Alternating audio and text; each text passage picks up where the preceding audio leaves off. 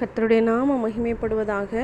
ஆண்டவராகிய இயேசு கிறிஸ்து நாளிலே நமக்கு ஜீவனை கொடுத்து ஆயுசு நாட்களை கூட்டி கொடுத்து அவருடைய வார்த்தை கேட்கும்படியாய் தேவன் பாராட்டின அந்த நன்மைக்காய் கிருபைக்காய் கொடான கூட நன்றி செலுத்துவோம். இந்த நாளிலும் கூட கர்த்தர் நம்மளோடு கூட வெளிப்படுத்தி பேசுகிற வார்த்தை சங்கீதம் 34:10 இப்படி சொல்கிறது: சிங்கக்குட்டிகள் தாழ்ச்சியடைந்து பட்டினியாயிருக்கும், கர்த்தரை தேடுகிறவர்களுக்கோ ஒரு நன்மையும் குறைவுபடாது என்று சொல்லி இந்த இடத்துல சங்கீதக்காரனாகிய தாவீது சொல்லுகிறதை பார்க்கிறோம்.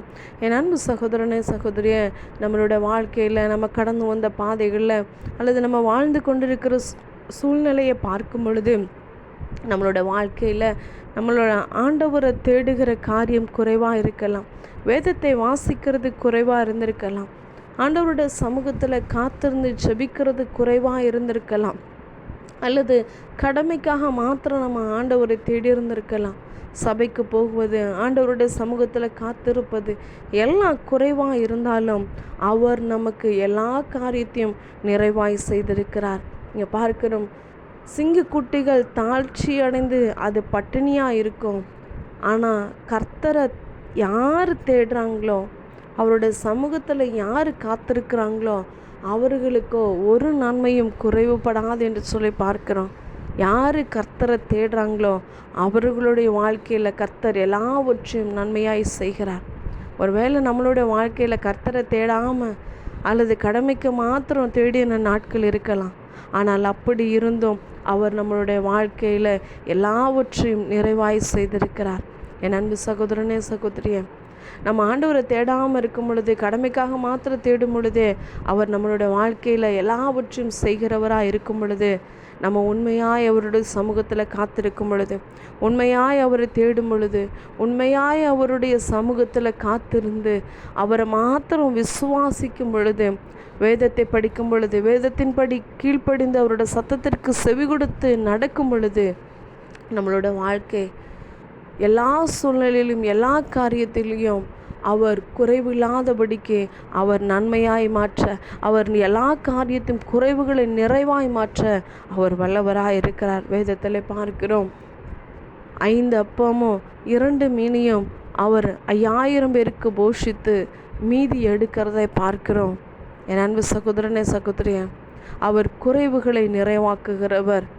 ஏன் அவர் எல்லாருக்கும் அந்த வெறும் 5 அப்பத்தையும் 2 மீனையும் வைத்து எல்லாருக்கும் கொடுக்கணும்னு நினைத்தார் அப்படின்னா, அந்த இடத்துல அவருடைய வார்த்தைகளை கேட்க வந்த ஜனங்கள் வெறுமையாய் போகக்கூடாது என்று நினைத்து அந்த ஜனங்களுக்கு அவர் அந்த குறைவாய் இருந்த 5 அப்பத்தையும் 2 மீனையும் அவர் ஸ்தோத்திரம் பண்ணி அவர் 5000 பேருக்கு அவர் போஷித்தார் என்று சொல்லி பார்க்கிறோம்.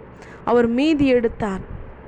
செத்துப்போன மீன், வெறும் 2 மீன், 5 அப்பம், அந்த இடத்துல வேறு மாவு இல்லை, எண்ணெய் இல்லை, அதை ரெடி பண்ணுறதுக்கு வேறு காரியம் எதுவுமே இல்லை. ஆனால் அவருடைய வார்த்தை நிமித்தமாய், அவருடைய கரத்தின் கிரியைகளின் நிமித்தமாய் அவர் அதை பெருக பண்ணினார், அதை நன்மையாய் மாற்றினார். சிங்கக்குட்டிகள் தாழ்ச்சி அடைந்து அது பட்டினியாய் கிடந்தாலும் அந்த இடத்துல கர்த்தருடைய வார்த்தை கேட்க வந்த ஜனங்கள் வெறுமையாய் திரும்பக்கூடாது என்று சொல்லி, கர்த்தரை தேடி வந்த ஜனங்கள் வெறுமையாய் போகக்கூடாது என்று சொல்லி, பசியாய் இருக்கக்கூடாது என்று சொல்லி அவர் அந்த குறைவுகளை அவர் நிறைவாய் மாற்றினார். அதான் கர்த்தரை தேடுகிறவர்களுக்கோ ஒரு நன்மையும் குறைவுபடாது என்று சொல்லி பார்க்கிறோம். ஒருவேளை அந்த கூட்டத்தில் வந்த ஜனங்கள் எத்தனை பேர் தேவனுடைய சத்தத்தை உண்மையாக கேட்டாங்கன்னு தெரியாது, அல்லது எத்தனை பேர் அந்த கர்த்தருடைய வார்த்தையை விசுவாசிச்சாங்கன்னு தெரியாது, அல்லது அந்த கூட்டத்தில் இருந்தவங்க எதுக்காக வந்தாங்க, அல்லது வேடிக்கை பார்க்க வந்திருந்திருக்கலாம், ஏதோ கூப்பிட்டாங்கன்னு வந்திருந்திருக்கலாம். ஆனால் அந்த இடத்துல வந்த எல்லாருக்குமே கர்த்தர் நினைத்த காரியம் எல்லாருக்கும் பூஷிக்கணும், எல்லாருக்கும் கொடுக்கணும். அதனால் இருந்த அந்த 5 அப்பத்தையும் 2 மீனையும் அவர் வந்த எல்லாருக்கும் பூஷித்து மீதி எடுக்க கிருபை செய்தவர். நம்மளுடைய வாழ்க்கையிலும் கூட கர்த்தரை தேடும் பொழுது, அவரை மாத்திரம் விசுவாசிக்கும் பொழுது, அவரை மாத்திரம் மிருக பிடிக்கும் பொழுது நம்மளோட வாழ்க்கையிலையும் கூட அவர் நன்மையான காரியங்களை செய்ய வல்லவராக இருக்கிறார். ஒரு நன்மையும் குறைவுபடாதாக இருக்க போகிறது. அவரை தேடுவோம். நம்மளோட வாழ்க்கையில் கர்த்தர் நன்மையான காரியங்களை செய்ய வல்லவராக இருக்கிறார். ஆமென்.